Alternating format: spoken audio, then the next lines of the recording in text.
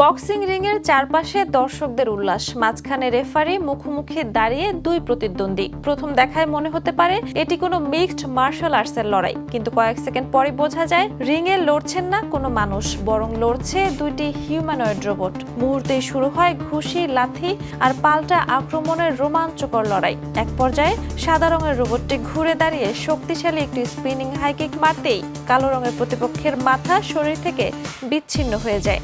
সেই দৃশ্যে করতালিতে ফেটে পড়েন উপস্থিত দর্শকেরাও।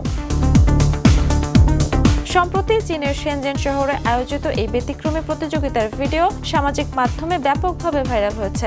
এটি আলটিমেট রোবট নকআউট লিজেন্ড নামের একটি রোবট ফাইটিং লিগের আয়োজন। প্রতিযোগিতায় অংশ নেয় ইঞ্জিন AIT 800 মডেলের হিউম্যানয়েড রোবট, যেগুলোকে মানুষের মতো ভারসাম্য রক্ষা, আঘাত এড়িয়ে চলা, ঘুষি, লাথি দেওয়া এবং পড়ে গিয়ে আবার উঠে দাঁড়ানোর সক্ষমতা দিয়ে তৈরি করা হয়েছে।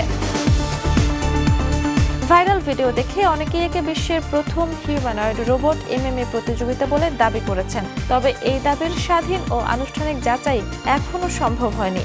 আয়োজকদের ভাষ্য, এই লিগের মূল উদ্দেশ্য কৃত্রিম বুদ্ধিমত্তা, গতিশীল চলাচল, ভারসাম্য নিয়ন্ত্রণ এবং তাৎক্ষণিক সিদ্ধান্ত নেওয়ার সক্ষমতা বাস্তব পরিবেশে পরীক্ষা করা। প্রযুক্তি বিশেষজ্ঞদের মতে এটি কেবল দর্শকদের বিনোদন দেওয়ার আয়োজন নয়, ভবিষ্যতে উদ্ধার অভিযান, শিল্প কারখানা, দুর্যোগ মোকাবিলা এবং মানুষের জন্য ঝুঁকিপূর্ণ পরিবেশে কাজ করতে সক্ষম উন্নত হিউম্যানয়েড রোবট তৈরির গবেষণায় এমন প্রতিযোগিতার গুরুত্বপূর্ণ ভূমিকা রাখবে। তাই অনেকের চোখে এই লড়াই ভবিষ্যতের প্রযুক্তিরই এক ঝলক। Jhuma Mridha, the news.